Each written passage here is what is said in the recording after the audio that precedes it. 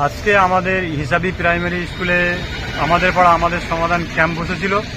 আমি ওখানে আমার অভিযোগ নিয়ে গেছিলাম রাস্তার জন্য।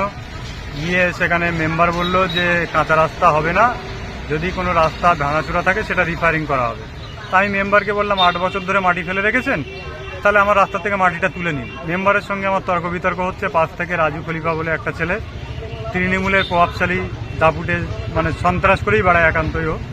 সে পাশ থেকে বলছে এই স্কুলের ভিতর থেকে বাইরে চলে যাও, বাইরে গিয়ে কথা বল, এর মধ্যে এরকম কথা বলা যায় না। আমি বললাম আমি কি তোমার সঙ্গে কথা বলছি?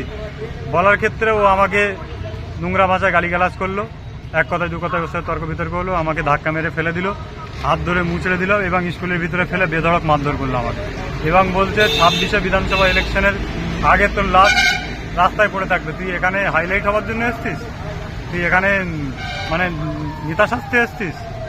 এই ধরনের কথাবার্তা বলে বেধড়কভাবে আমাকে মারধর করেছে এবং আমাকে জানে মেরে দেওয়ার হুমকিও দিয়েছে। ওখানে আইএসএফ এর একজন গ্রামে ক্যান্ডিডেট ছিলাম এবং আমডাঙ্গা বিধানসভার নেতৃত্ব আইএসএফ এর। আচ্ছা, এমনি হচ্ছে তো তোমার তর্কাতর্কি হয়েছে এখানে, এটা তো সাধারণ আম পাবলিক সঙ্গে, পাবলিক ওরা সব এখানে, ওদের তো সব একই জায়গায় বাড়ি, ওদের মুখে তর্কাতর্কি হয়েছে। কে বলে? মিথ্যা কথা সব কিছু বল, যদি মেরে থাকে তাহলে তো গায়ে একটা আচর হবে, কিছু হবে, তাই না? এখানকার সব সরকারি স্টাফরা ছিল, ঠিক আছে, আমাদের বিডিও সাহেবের আধিকারিকরা ছিল, ঠিক আছে, সবাই ছিল, সবাই জানে, ঠিক আছে, সবাই ছিল।